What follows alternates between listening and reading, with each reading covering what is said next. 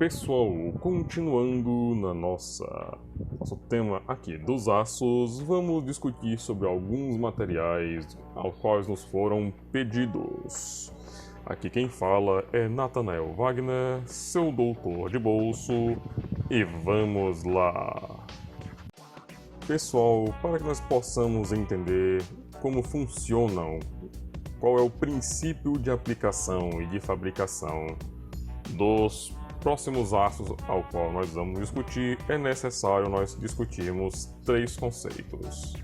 Primeiro é o conceito de estabilidade, ou se algo está estável. Imagine esse ladrilho aí, por exemplo, colocado sobre uma superfície. Dificilmente ele vai sofrer alguma alteração. Você pode tentar empurrá-lo para os lados, mas a menos que você aplique uma energia considerável, ele não vai sair do canto. Essa, pessoal, é a menor energia para esse sistema. Nós dizemos que este é o ponto de estabilidade. No entanto, agora vem um cara maroto e coloca o ladrilho apoiado sobre uma das suas quinas. Se ele tirar a mãozinha dele dali, o que vai acontecer com o ladrilho? Vai cair para alguma direção.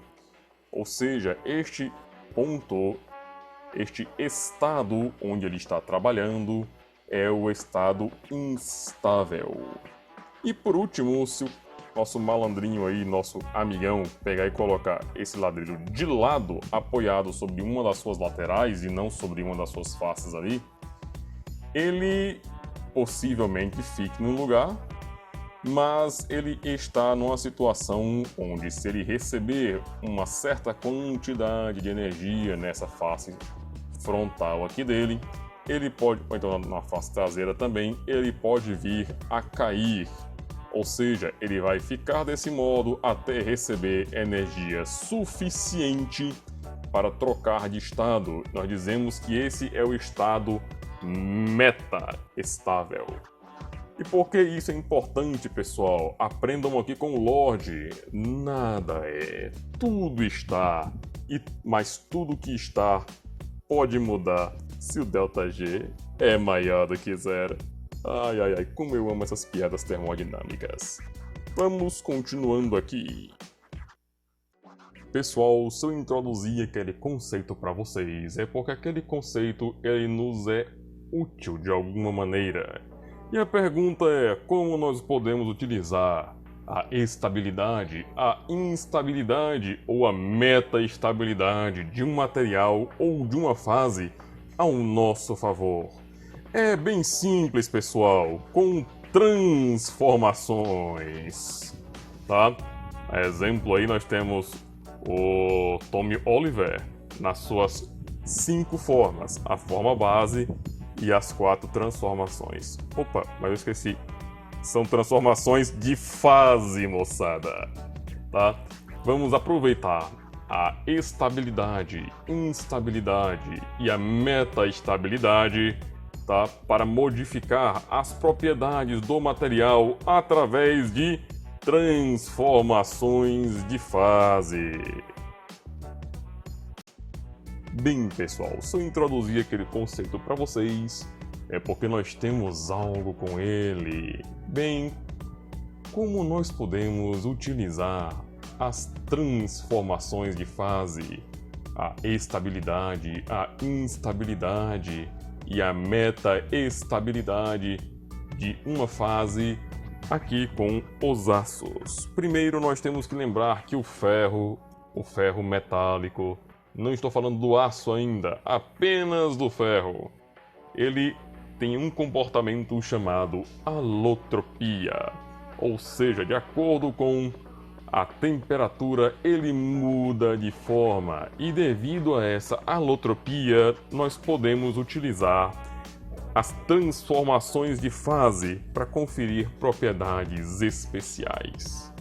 Quando o ferro está líquido e solidifica, ele solidifica numa estrutura cúbica de corpo centrado que nós chamamos de ferrita delta.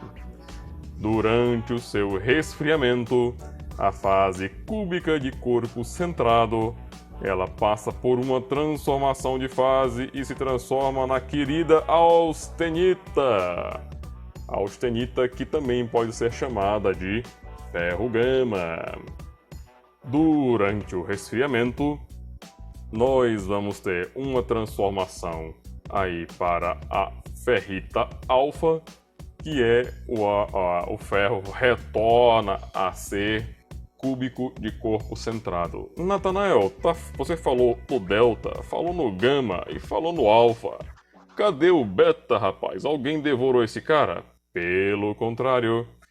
Pessoal, a ferrita beta ou ferro beta, ele é o ferro acima do ponto de Curie. Não há modificação na sua estrutura cristalina, mas sim nos seus domínios magnéticos, tá?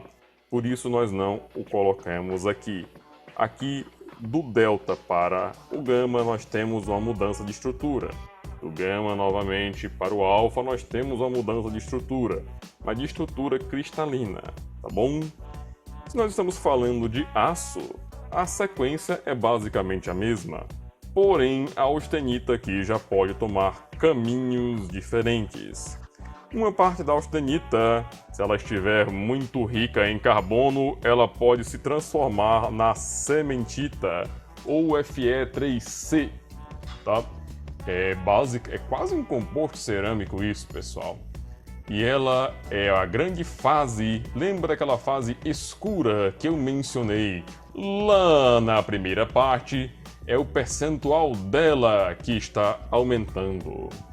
A cementita e a ferrita alfa, elas são fases estáveis. Você vai encontrar elas lá no diagrama de fase.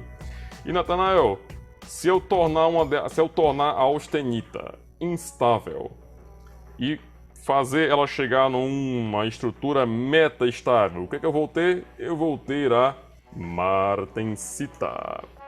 Pessoal, a martensita não vai aparecer no diagrama de fase, tá? Por isso ela tá com esse asteriscozinho aí, tá? E para você ter martensita no aço carbono, tá? O teor de carbono tem que estar acima de 0,45. Normalmente ali você vai conseguir realizar uma têmpera no aço carbono, onde você vai obter a martensita. A austenita, pessoal, também pode migrar, tá? Pode se transformar, em mais duas coisinhas aqui. Um é a perlita. A perlita constitui-se de lamelas intercaladas de ferrita e de cementita. Aquilo que vocês viram naquelas microestruturas no vídeo 1, na verdade, bem, é cementita, mas nós chamamos ali de perlita. E o outro é a bainita. A bainita é meio que um meio termo ali entre a martensita e a perlita, tá? É uma explicação bem rasa, na verdade, professor Hamilton, que não me pegue. Pessoal, uma coisa muito importante é que da ferrita delta até a martensita, mesmo na martensita sendo meta-estável, todas elas são fases, tá?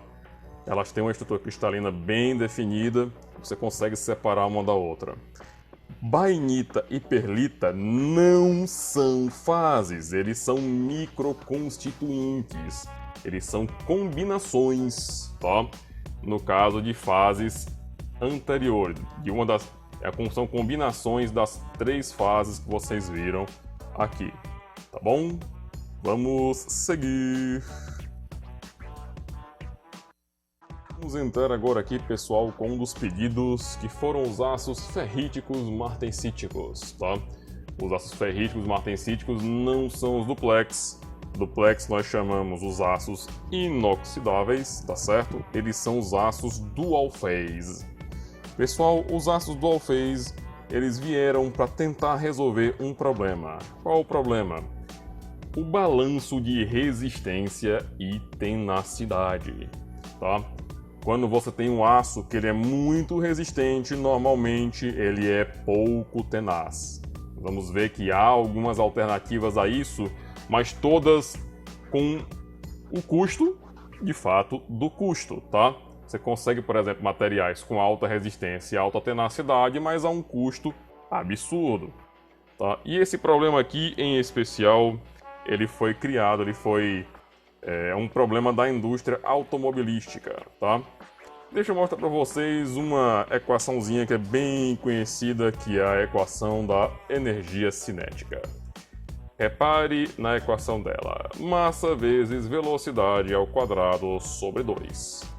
Nós, como engenheiros de materiais, engenheiros metalurgistas, não vamos interferir no trabalho dos engenheiros mecânicos e também, infelizmente, não podemos interferir no bom senso dos motoristas enquanto aceleram os seus carros. Mas nós podemos ajudá-los com essa daqui, que é a equação da tenacidade volumétrica. Pessoal, aprendam comigo agora o conceito de tenacidade volumétrica. É a quantidade de energia que o material consegue absorver na forma de deformação plástica por unidade de volume. Ou seja, quanto mais tenaz é o meu material, mais ele consegue absorver de energia na forma de deformação plástica. E por que isso é muito importante, pessoal? Moçada, existiam, por exemplo, alguns modelos de carro onde era impossível sobreviver ao impacto.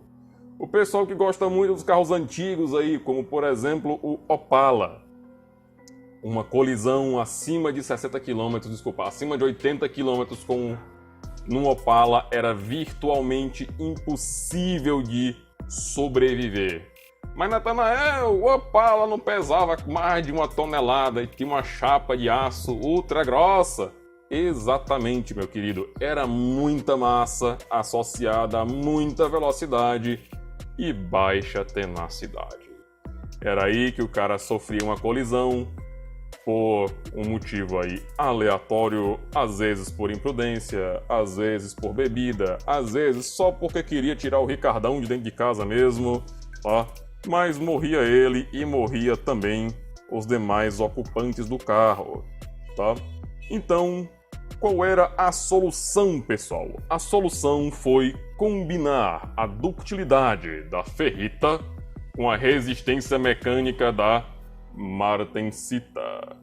Aí você olha pra mim e diz assim: vixe, tem coisa estranha aí, porque não é a austenita que vai se transformar nas duas, e a austenita primeiro vira ferrita, o que sobra depois vira perlita. Então como é que eu vou ter um aço que ele é ferrita e martensita ao mesmo tempo? Como é que isso funciona? Bem, primeiro, antes de você me questionar isso, deixa eu te mostrar isso aqui, olha. Estou te mostrando aqui um aço dual phase e estou te mostrando aqui um aço ARBL, tá? Repara, pessoal, como a área sob o gráfico do dual phase é maior. Como é que você calcula a tenacidade? É simplesmente, de modo mais fácil, como é que você compara, é a área abaixo do gráfico. Note que os dois têm praticamente a mesma ductilidade, porém, o aço dual phase ele tem uma resistência mecânica maior, tá? Essa resistência mecânica maior, associado à alta ductilidade, vai conferir a esse material uma elevada plasticidade. Mas você olha para mim ainda assim, tá, Natanael, mas você não me respondeu como é que eu vou ter aí martensita e ferrita ao mesmo tempo e como é que eu vou misturar tenacidade com resistência mecânica. Calma, meu jovem. Vamos aprender sobre isso agora. Mas então, nobre amigo, você pode estar pensando assim agora. Tá, Natanael, como é que você vai gerar ferrita e martensita no mesmo aço? Porque a martensita, ela está ali, né, no aço dual phase para conferir a resistência, enquanto a ferrita está ali para conferir a ductilidade. Bem, meu querido, para começo de história, a martensita nos aços só vai apresentar elevada dureza quando tiver carbono suficiente na austenita para que ela se transforme em martensita. Agora você pode coçar a cabeça e começar a se perguntar: peraí. 2020, 0,2% de carbono. Você pode fazer o que quiser que você não vai conseguir temperar o 2020. Calma, jovem. Há mais maneiras de você gerar martensita no aço. Acrescentando esses amiguinhos aqui, olha aí. Manganês, silício, cromo, vanádio e boro. Acrescentando esses elementos de liga, você consegue gerar martensita mesmo com pouco carbono. Em especial, pessoal, coloquei até em vermelho aí, tá o boro. Por quê? O boro, pessoal, tem um potencial, gera uma temperabilidade tão grande. A galera aí da área siderúrgica tá, se complica bastante com o boro, porque durante as fases finais da laminação, ou até mesmo durante o lingotamento contínuo, é necessário garantir um resfriamento muito lento dos aços ao boro. Justamente porque no resfriamento ao ar, simples resfriamento ao ar, ele pode passar pela transformação martensítica, tá? Então é um aço que tempera muito facilmente. Ok, Natanael, mas como é que agora eu vou gerar a martensita? Como é que eu vou fabricar o meu aço do alféis? Bem, todos os processos de conformação mais grosseiros, eles vêm aqui na fase da austenita. Eu estou falando de um forjamento, eu estou falando de uma laminação a quente, eu estou falando de uma extrusão. Você vai realizá-los aqui todos na forma da austenita. Depois, através de um recozimento intercrítico, ou seja, acima da linha de da teórica linha de formação da perlita, tá? Você vai fazer um recozimento nessa região entre as... tá? Eu não vou mencionar as linhas, eu vou errar. Bem, e você vai gerar a nossa querida ferrita pró-eutetoide. Pessoal, lembrando que a quantidade de ferrita vai determinar a ductilidade desses aços, e a ductilidade é um dos fatores-chave. Se você lembra lá das aulas de transformação de fase, o que acontece? Durante esta transformação, a ferrita vai se empobrecer de alguns elementos de liga que vão migrar para a austenita, deixando ela primeiramente saturada e depois super saturada. E quando você finaliza o seu tratamento térmico, aí com uma têmpera você vai ter a martensita. Normalmente, pessoal, a fabricação dos aços do alféis termina aí. Mas, caso você precise ainda de um pouco mais de ductilidade, você vai fazer aí um revenido e vai ter martensita revenida. Veja, por exemplo, nessas microestruturas. A de cima, tá? Ela é apenas martensita. Esse material não passou pelo revenimento. No entanto, esse material aí já está deformado, e veja como você quase não consegue perceber a deformação nas ilhas de martensita, que é essa fase mais branca. Já na imagem abaixo, você tem a martensita revenida, tá?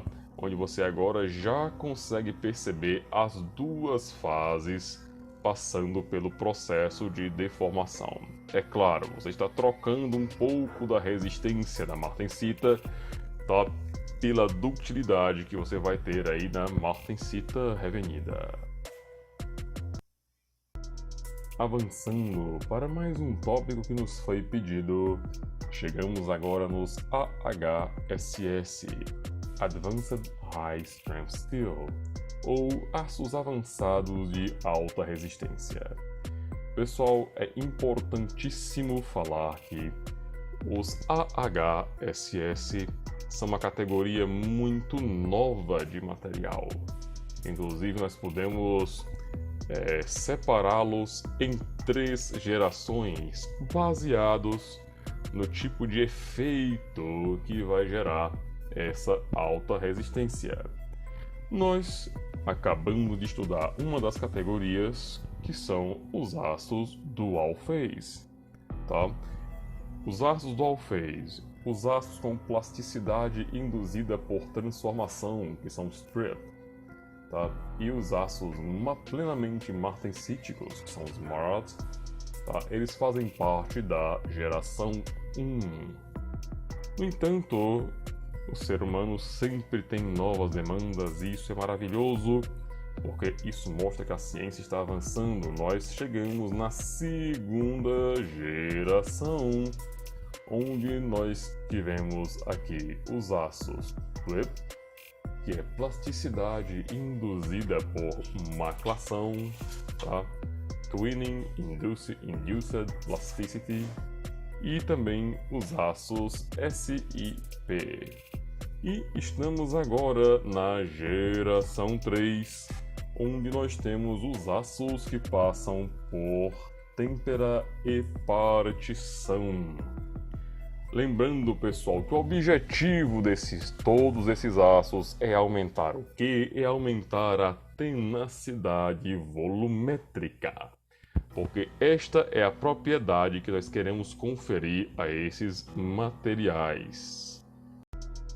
Continuando dentro do nosso campo dos AHSS, o processo de fabricação deles é um pouco complexo, mas vamos ver aqui passo a passo, baseado nas fases presentes em cada etapa. Pessoal, nós vamos sempre começar de onde? Da fase mãe. E qual é a fase mãe? É a austenita. A primeira etapa, pessoal, vamos gerar o quê? Martensita. Natanael, como nós vamos gerar martensita? Bem simples, jovem mancebo. Vamos fazer uma têmpera, mas não uma têmpera completa. Como assim? A têmpera, a transformação martensítica, ela depende apenas durante a transformação em si, tá? Do nível de superresfriamento, ou seja, da temperatura. Nós normalmente falamos em linha MS, que é a linha onde se começa a transformação, e MF, que é a linha onde se termina a transformação, as linhas de temperatura. Então, se eu fico abaixo da linha MS, mas acima da linha MF, é como se eu estivesse fazendo uma têmpera intercrítica. Tá? Esse nome não existe, pessoal, é só um exemplo. Então, essa têmpera, ela é realizada dentro dessa faixa de temperatura. Isso nos permite controlar a quantidade de martensita que é formada. Tá, Natanael, e o que é que sobra daí? Aí depende do que você precisa. O resto da austenita tem dois destinos, que é formar bainita, tá? Ou formar a austenita retida. A austenita retida, pessoal, após um processo de deformação, vai gerar ilhas secundárias de martensita. Devido ao alto teor e elementos de liga, essa austenita retida sofre uma transformação ali. A transformação martensítica é por cisalhamento, mas similar a que os ácidos inoxidáveis austeníticos sofrem através do processo de deformação. Logo após todo o seu material, esteja ele em que fases, ou composições, ou proporções, Natanael, eu posso ter martensita, bainita e austenita retida? Pode sim. Tudo depende do desenho do seu processo e de que propriedades você quer alcançar, tá? Eu posso ter martensita, bainita e martensita secundária? Pode sim. Posso ter só martensita? Pode, mas aí perde o sentido.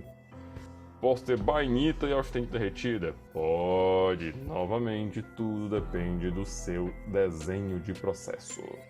Mas independente disso, todas essas fases vão passar aí por um processo chamado bake hardening, tá? O bake hardening é um ganho adicional de resistência, tá? Feito um tratamento térmico nas mesmas temperaturas utilizadas para curar as tintas automotivas entre 150 e 170 graus. Para vocês terem uma ideia de como ficaria isso, nosso diagrama tensão de deformação, vejam aqui. A primeira parte após a conformação, tá?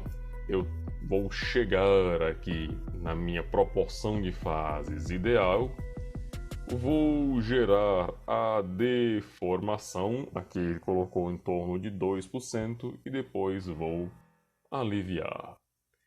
Por último, eu vou realizar ali o meu bake hardening, tá? Que vai me dar aquele ganho adicional de resistência. Pessoal, esses aços eles são relativamente novos e são um grande campo de pesquisa dentro da engenharia metalúrgica. Caso tenha ficado interessado, vamos estudar juntos. O nosso último tema do vídeo de hoje, a pedido do nobre Flávio, vamos falar um pouco aqui dos aços Maraging. Se você acompanha o mangá de Dr. Stone, esse aço é citado num dos últimos capítulos. Voltando aqui para a ciência, tá? Pessoal, os aços Maraging têm esse nome por causa disso aqui. Eles são... A fabricação deles ocorre através da martensita e também de um endurecimento por envelhecimento. Então juntou-se aí algumas letras dessas palavras para chegarmos aos aços Maraging. Ok, Nathanael, mas o que é que os aços Maraging têm de tão especial? Bem, só para começar, eles são considerados aços de ultra alta resistência. Eles são razoavelmente macios aí na fase martensítica. Agora eu tenho certeza que você está coçando a cabeça, mas ao mesmo tempo não. Por quê? Se você viu nos slides passados, sabe que a martensita no aço só é dura se tiver carbono. Então, o primeiro passo para fabricar um bom aço Maraging é garantir o carbono residual abaixo de 0,03, tá? Bem, outra característica desses aços, tá? Ali tinha mencionado a alta resistência, né?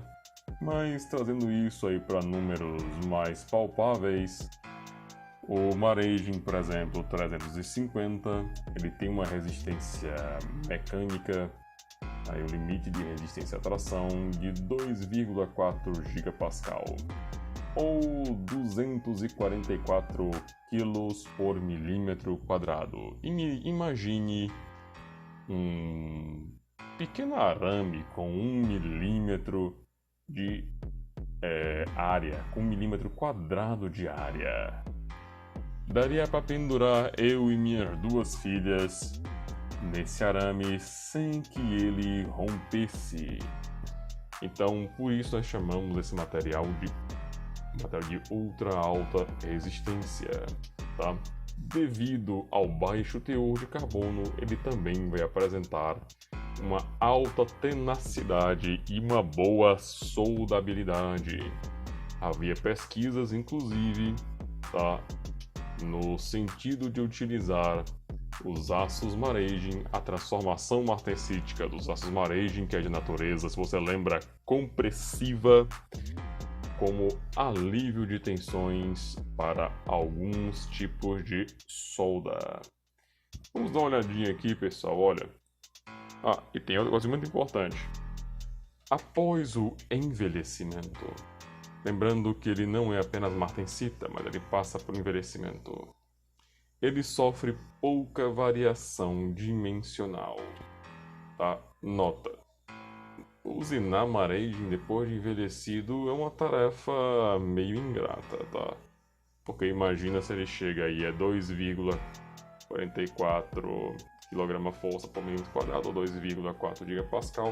É natural que isso fique duro, duro feito rocha.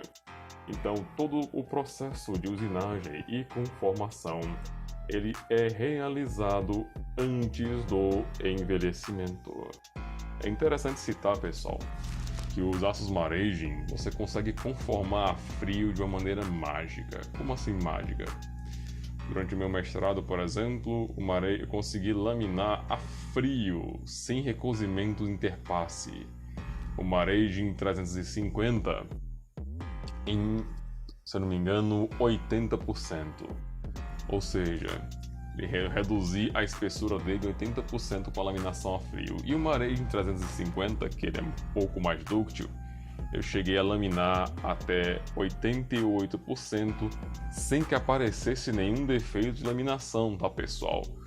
Não tinha trinca, não tinha boca de jacaré, não tinha nenhum defeito de laminação, pelo contrário, tinha um acabamento superficial muitíssimo bom, tá? Vamos dar uma olhadinha nisso aqui agora, ó. Veja essa tabela de composição. Deixa eu te ensinar outra coisa antes disso. Tá vendo esse número após o nome maraging? Maraging 250, maraging 300, maraging 350. Isso aí é a resistência dele em KSI. Pessoal, sistema em inglês. A desgraça do sistema em inglês. Quem usa a porcaria do sistema em inglês? Opa, voltando. Tá? Veja, pessoal, que o teor de níquel é bem elevado. Os aços maraging, eles são basicamente aços ferro-níquel, tá? Aí note que a adição de cobalto, ela é crescente, o teor de molibdênio é fixo, o teor de alumínio também, o alumínio entra normalmente como desoxidante, tá? Mas note que o teor de titânio também cresce muito, ali de 0,4, 0,6 e 1,4. Pessoal, esses aços eles ganham toda essa resistência através da formação de precipitados que são o níquel 3 titânio e em alguns casos também a fase Mi, tá?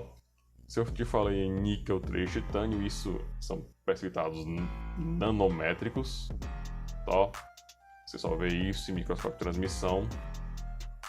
Quanto mais titânio eu tiver disponível, mais eu vou conseguir gerar essa precipitação, mais resistente meu aço vai ser. Pessoal, maraging vai soltar 350? Não, existe maraging 400. Ou seja, ainda bem mais resistente aí que o 350. No entanto, ele já perde um pouquinho da tenacidade dele. Tá, Natanael, mas para que eu vou utilizar um material tão resistente como esse? Enfim, tem coisas boas e coisas ruins. Coisas boas, pessoal, é essa daqui, olha. As centrífugas de enriquecimento de urânio, tá? Devido às altíssimas velocidades, esse é um dos materiais que suporta os esforços nas centrífugas. Atualmente, nas centrífugas brasileiras, isso eu estou meio desatualizado porque a minha informação é de 2017, o maraging não faz mais parte do corpo da centrífuga, da centrífuga. Ele faz parte do mancal magnético e faz parte também das tampas, entre aspas, das ultracentrífugas, tá? Antes que apareça algum maluco aqui, isso é informação pública, tá? E nós temos também a parte ruim, tá?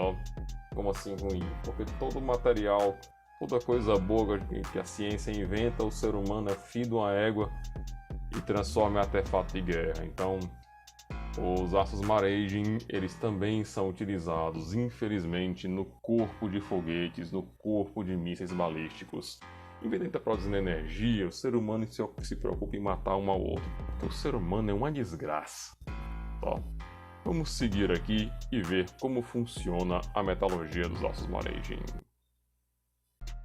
Pessoal, a metalurgia, os processos de fabricação dos aços Maraging, eles são bem mais simples que os aços avançados de alta resistência que nós vimos anteriormente. Por quê? Basicamente, toda conformação que você quiser realizar pode ser realizada a quente ou a frio. Estamos falando de laminação, de forjamento, de estampagem, de usinagem, de trefilação, de extrusão. Qualquer processo você vai realizar na fase austenítica. E após você ter feito a sua querida conformação, após ter dado forma ao seu Maraging, o que é que você vai fazer? Você vai fazer envelhecimento dele. Tá, Nathanael, mas não tem nada entre um e outro? Tem sim. Às vezes, você faz um recozimento na austenita para ajustar o tamanho de grão. Recozimento normalmente ele vai ser feito ali entre 800 e 900 graus. Lembra que eu mencionei antes que o Maraging ele tem baixo teor de carbono, mas ainda é aço e ainda tem carbono. Se você levar muita temperatura, ali em torno de 950, 1000 graus, o que pode acontecer? Você pode ter formação de carbeto de titânio, porque o material para gostar de carbono é o titânio, tá bom? E aí, do seu recozimento, após você ter ajustado o tamanho de grão, você segue para o envelhecimento e a sua peça está pronta. Uma coisa interessante, pessoal, vejam aqui esse diagrama metaestável do sistema ferro-níquel. Quando você realiza o resfriamento do Maraging, por exemplo, vamos pegar aqui os de 18%, em torno aqui de 400 graus até uns 300 aqui, ele vai passar pelas linhas MS e MF e vai se transformar em martensita. Lembre-se também que é nessa faixa, em torno de 480, 500 graus, que nós vamos realizar o envelhecimento. No entanto, a temperatura necessária para que eu desfaça a martensita, que eu tenha a reversão da martensita para a austenita, ela é bem mais alta. Por exemplo, aqui para um aço com 18% seria em torno de 600 graus. Então, isso permite que você realize envelhecimentos por tempos consideravelmente longos, tá? Sem ter problema da sua martensita se transformar novamente em austenita.